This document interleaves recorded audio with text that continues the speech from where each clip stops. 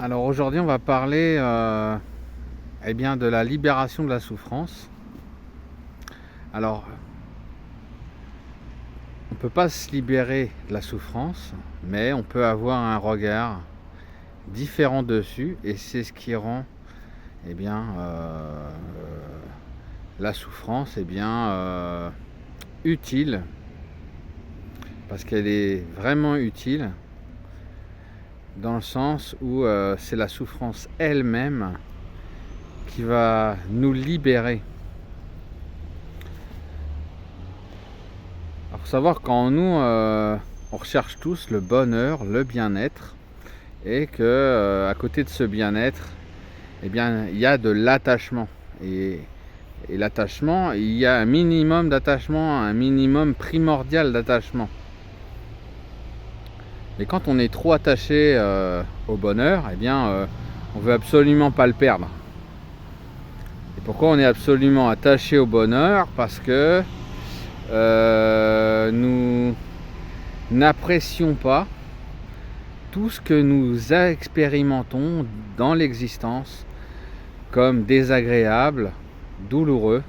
Nous sommes encore dans la dualité, donc nous voulons absolument le bonheur, le bien-être, et nous ne voulons pas que ça cesse, et nous refusons les expériences désagréables, les défis, les coups durs de la vie, les maladies,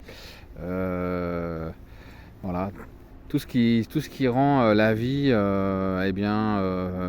parfois douloureuse, mais malgré tout essentielle, parce que nous ne comprenons pas que la souffrance fait aussi partie de cette intelligence de la vie qui nous alerte sur un dysfonctionnement. Alors, disons que d'un côté, on a le bonheur, on a le bien-être, associé à l'attachement. De l'autre côté, on a la souffrance qui est attachée à l'aversion, le refus, le rejet de la souffrance. Et au milieu, c'est un peu comme ce filet de volley-ball, où d'un côté vous avez l'équipe du bonheur et de l'autre côté l'équipe de la souffrance, aversion. Et donc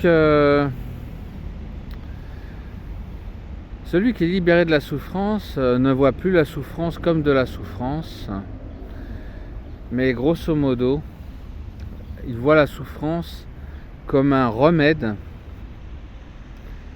qui va directement nettoyer, purifier l'attachement qui est associé à ce bonheur que nous avons déjà en nous ultimement.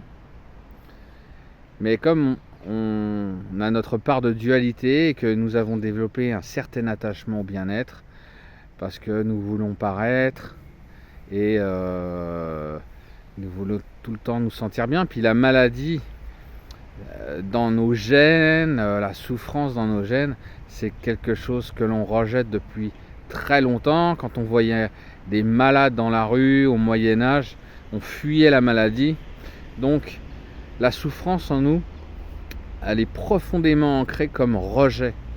Et donc la souffrance, quand elle est perçue comme un remède, alors pour l'instant on ne dit pas vers l'attachement, mais déjà quand on la perçoit comme un remède qui va purifier la souffrance, c'est comme si la souffrance nettoyait la souffrance. Un peu comme un miroir entre ce remède et cette souffrance en nous. Quand on la voit, comme en parallèle on ressent la souffrance du corps, et cette sensation corporelle, on la ressent comme un remède qui est en train de s'auto-purifier. Et là, on regarde la souffrance totalement différent. On la voit utile. Et en fait, cette souffrance, c'est pas qu'elle nettoie la souffrance, c'est qu'elle va s'attaquer à l'attachement qui est lié à ce bonheur.